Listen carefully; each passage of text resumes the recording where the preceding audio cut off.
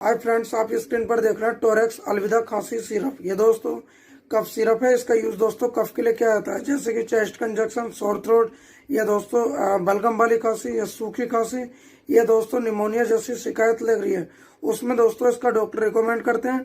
अब बात करते हैं दोस्तों डोज की, तो 10-10 ml दिन में 3 टाइम, डॉक्टर सलाह अनुसार बड़ों के लिए 5-5 ml दिन में 3 टाइम, 15 साल तक के बच्चों के लिए दिन में 3 टाइम। बाकी दोस्तों टोरेक्स एक कफ सिरप है। इसका यूज दोस्तों कोल्ड में भी कर लिया जाता है, रनिंग नोज, नोज ब्लॉक्ड, या फिर दोस्तों स्नीजिंग वगैरह की प्रॉब्लम्स होती है उसमें भी डॉक्टर इसको रिकमेंड कर देते हैं। बाकी दोस्तों टोरेक्स कफ सिरप आपको अपने एरिया में किसी भी मेडिकल स्टोर पर मिल जाता है। इसको यूज करने से पहले जरूर डॉक्टर से सलाह करें, उसके बाद इसका यूज करें। बाकी दोस्तों बात करेंगे अपनी नेक्स्ट वीडियो में। जब तक के लिए दोस्तों नमस्कार, थैंक यू।